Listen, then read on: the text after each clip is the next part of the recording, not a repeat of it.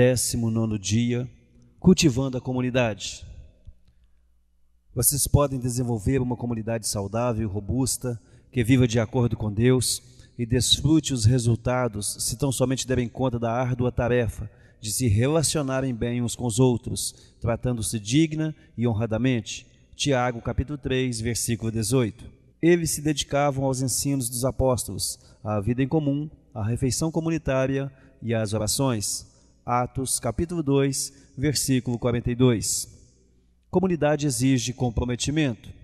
Somente o Espírito Santo pode criar uma verdadeira comunhão entre crentes, mas ele processa isso através das escolhas e compromissos que nós fazemos. Paulo trata dessa dupla responsabilidade. Vocês estão unidos na paz por meio do Espírito. Esforcem-se, portanto, para continuar unidos deste modo.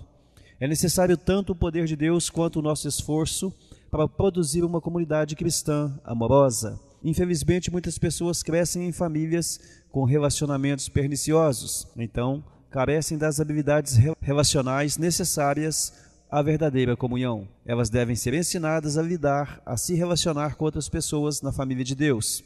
Felizmente, o Novo Testamento é repleto de instruções sobre como partilhar uma vida. Paulo escreveu: escrevo-lhes estas coisas, para que saiba como viver na família de Deus. Esta família é a igreja. Se você está cansado de comunhão fajuta e gostaria de cultivar uma comunidade amorosa com uma comunhão verdadeira em seu grupo pequeno, classe de escola dominical ou igreja, será necessário fazer algumas escolhas difíceis e assumir alguns riscos. Formar uma comunidade exige sinceridade. Você deverá ter uma grande dedicação a falar a verdade de forma carinhosa, mesmo quando preferir passar por cima de um problema ou desconsiderar um assunto. Embora seja muito mais fácil permanecer em silêncio enquanto os outros à sua volta prejudicam a si mesmos e aos outros com alguma prática pecaminosa, essa não é a atitude de amor a ser tomada. Poucas pessoas podem contar com alguém que as ame o suficiente para dizer-lhes a verdade, mesmo quando a verdade machuca. Então, continuam os caminhos da autodestruição. Nós frequentemente sabemos o que precisa ser dito a alguém, mas nossos temores nos impedem de dizer. Muitas comunidades são sabotadas pelo medo. Ninguém tem coragem de falar em meio ao grupo, enquanto a vida de um membro desmorona. A Bíblia nos manda falar a verdade em amor. Por que não podemos ter uma comunidade sem sinceridade? Salomão disse: a resposta sincera é sinal de uma amizade verdadeira.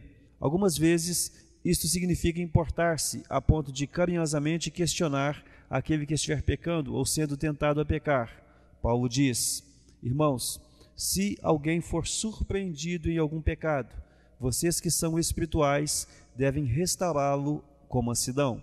Muitas comunidades e grupos pequenos permanecem superficiais por terem receio de conflitos. Toda vez que uma questão vem à tona e pode causar tensão ou desconforto, é imediatamente encoberta a fim de preservar uma falsa sensação de paz. O Senhor Panos Quentes intervém e tenta aplacar os ânimos. O assunto nunca é resolvido e todos vivem uma frustração dissimulada. Todos sabem do problema, mas ninguém fala sobre ele abertamente.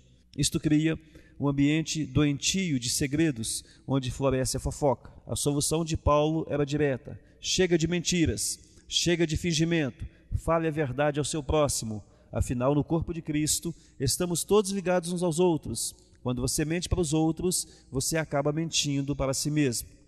A verdadeira comunhão, seja no casamento, seja na amizade, seja na sua igreja, depende da franqueza. Na verdade, o túnel do conflito é a travessia para a intimidade em qualquer relacionamento. Até que vocês se importem o suficiente para confrontar e solucionar os obstáculos encobertos, jamais ficarão íntimos uns dos outros. Quando um conflito é tratado corretamente, crescemos em intimidade uns com os outros ao enfrentar e resolver nossas diferenças. A Bíblia diz: no final, as pessoas valorizam a sinceridade mais do que a bajulação. Franqueza não é uma licença para dizer o que você quer, onde quiser e sempre que quiser. Não é grosseria. A Bíblia diz que existe um tempo certo e um modo certo de fazer cada coisa. Palavras impensadas deixam feridas permanentes. Deus nos manda falar uns aos outros na igreja, como carinhosos membros da mesma família. Não repreenda asperamente o homem idoso, mas exorte-o como se fosse seu pai. Trate os jovens como irmãos, as mulheres idosas como mães e as moças como irmãs. Lamentavelmente, milhares de comunidades foram destruídas por falta de honestidade. Paulo teve de repreender a igreja de Corinto pelo seu código de silêncio passivo, ao permitir a imoralidade em sua comunidade. Visto que ninguém tinha coragem de enfrentar o problema, ele disse: vocês não podem simplesmente virar para o outro lado e esperar que isso vá embora por si mesmo. Exponham a situação e lidem com ela. Melhor é a desolação e o constrangimento do que a condenação. Vocês deixam isso passar como sendo algo pequeno, mas é tudo menos pequeno. Não deveriam reagir como se tudo estivesse tranquilo, quando um de seus companheiros cristãos é promíscuo ou delinquente e impertinente com Deus, ou indelicado com os amigos, quando se embebeda ou se torna ganancioso e voraz. Vocês não podem simplesmente concordar com isso, agindo como se fosse um comportamento aceitável. Não sou responsável pelo que fazem os de fora, mas não teríamos alguma responsabilidade por aqueles de dentro da nossa comunidade? Formar uma comunidade exige humildade. A presunção, o convencimento e o orgulho obstinado destroem a comunhão mais rápido que qualquer outra coisa. O orgulho ergue muros entre as pessoas, a humildade ergue pontes. A humildade é um unguento que acalma e suaviza as relações. É por isso que a Bíblia diz: sejam todos humildes uns para com os outros. A vestimenta adequada à comunhão é a postura humilde. O resto do último versículo diz: porque Deus se opõe aos orgulhosos, mas concede graça aos humildes. Essa é a outra razão pela qual precisamos ser humildes.